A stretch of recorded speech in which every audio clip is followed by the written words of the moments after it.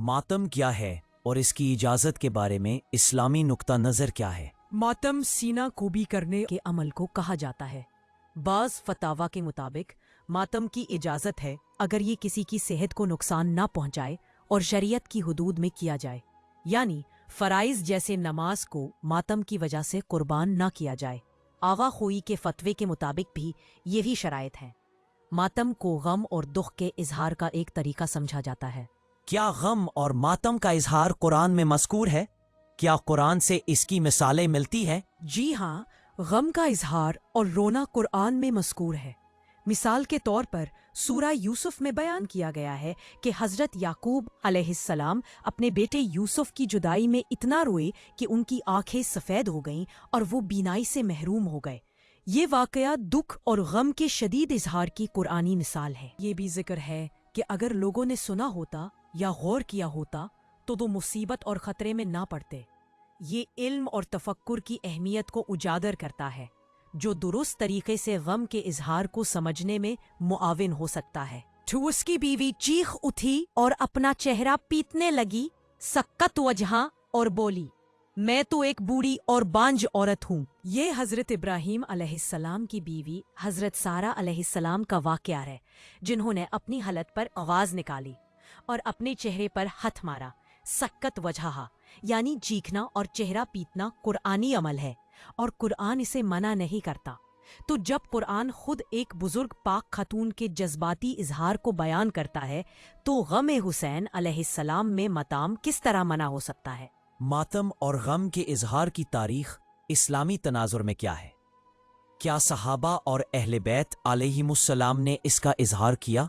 सीना को भी गम और दुख के इजहार का एक तरीका है जो बहुत से माशरों में मुसलमानों समेत इस्तेमाल होता है। तारीख़ इस्लामी में भी इसकी मिसालें मिलती हैं। आयशा बिन्त अबी बकर ने अपने वालिद की वफ़ात पर सीना को भी की थी, जैसा कि सुन्नी कुतुब मसलन इब्ने हजर अस्कलानी की फतहुल बारी बिशर सही बुखारी में देखा जा सकता है। मुसलमानों ने रसूलुल्लाह सल्लल्लाहु अलैहि वसल्लम की वफ़ात पर सीना को भी की थी, जिनमें आयशा और दीगर मुस्लिम ख़वातीन भी शामिल थी। इसी तरह अमीरुल मोमिनीन और दीगर मासूम ऐम्मा की शहादत पर भी इनसे मोहब्बत करने वालों ने सीना को भी की। ग़ज़वा ओहद में जब शैतान ने ये झूठी खबर फैलाई कि रसूल अल्लाह सल्लल्लाहु अलैहि वसल्लम शहीद हो गए हैं, तो बनु हाशिम की ख़वातीन, जिनमें हज़रत फ़ातिमा ज़हरा भी शामिल थीं, बाहर निकल आईं और रोते हुए अपने सीनों और चेहरों पर मातम किया। ये मातम गम और सोग के इजहार का एक तरीका है।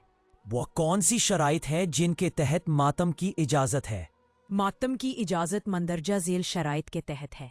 1. सेहत को नुकसान ना पहुंचे, मातम ऐसा ना हो जो सेहत को शदीद नुकसान पहुंचाए। 2. शरीयत की हुदूद में हो, ये इस्लामी कवानीन और आदाब के अंदर होना चाहिए। फ़राइज़ की अदायगी मुतासिर ना हो। मातम की वजह से नमाज जैसे फ़राइज़ तर्क नहीं किए जाने चाहिए। कुछ लोग मातम को इस्लाम के खिलाफ करार देते हैं, उन्हें कैसे जवाब दिया जाए?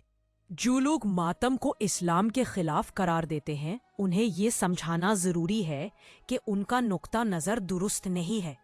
इस्लाम में कोई भी चीज़ तब तक हराम नहीं होती जब तक कुरान करीम या रसूल अल्लाह की सुन्नत में इसे सराहतन हराम न किया गया हो। चूँकि मातम को वाज़े तौर पर हराम नहीं किया गया है, इसलिए इसकी इजाज़त शराइत के साथ है।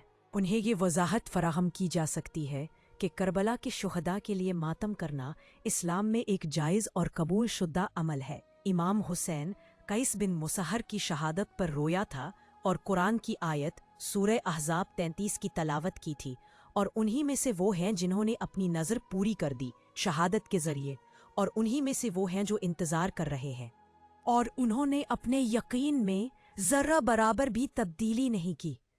ये आयत शहादत के मकाम और उस पर सब्र सबात की दलील है। नबी अकरम सल्लल्लाहु अलैहि वसल्लम अपने बेटे इब्राहीम की वफ़ात पर भी गहरा गम महसूस किया और अलानिया रोए, लेकिन उन्होंने ये भी ताकीद की कि ऐसा कुछ ना कहा जाए जो अल्लाह को नापसंद हो। गम और सब्र के हवाले से कुरान और अहादीस में क्या नसीहत है? कुरान और अहादीस में गम और सब्र के हवाले से बहुत अहम नसीहतें मौजूद हैं। सब्र और नमाज से मदद तलब करना। कुरान फरमाता है, اور صبر اور نماز سے مدد طلب کرو، اور بے شک یہ نماز ایک بھاری چیز ہے مگر ان پر نہیں جو اللہ کے حضور عاجزی کرنے والے ہیں۔ سورۃ البقرہ۔ یہ آیت دکھ اور مشکلات میں صبر اور دعا کی اہمیت کو اجاگر کرتی ہے۔ اللہ پر توکل۔ قرآن میں ہے کہ جو اللہ پر بھروسہ کرتا ہے تو اللہ اسے کافی ہے۔ یہ آیت مشکلات میں اللہ پر توکل کی اہمیت بیان کرتی ہے۔ خوف اور غم نہ کرنا۔ قرآن میں کہا گیا ہے کہ ڈرنا نہیں اور غمگین نہ ہونا۔ یہ اس بات کی طرف اشارہ کرتا ہے کہ مسلمان کو مایوس نہیں ہونا چاہیے بلکہ اللہ پر بھروسہ رکھنا چاہیے، تاہم یہ فطری غم کو روکتا نہیں ہے۔ نبی اکرم صلی اللہ علیہ وسلم نے اپنے بیٹے ابراہیم کی وفات پر رونے کے باوجود بات پر زور دیا کہ زبان سے ایسا کچھ نہ کہا جائے جو اللہ کی ناراضگی کا باعث بنے۔ یہ سکھاتا ہے کہ غم کے اظہار میں اعتدال اور اللہ کی رضا کو مقدم رکھنا چاہیے۔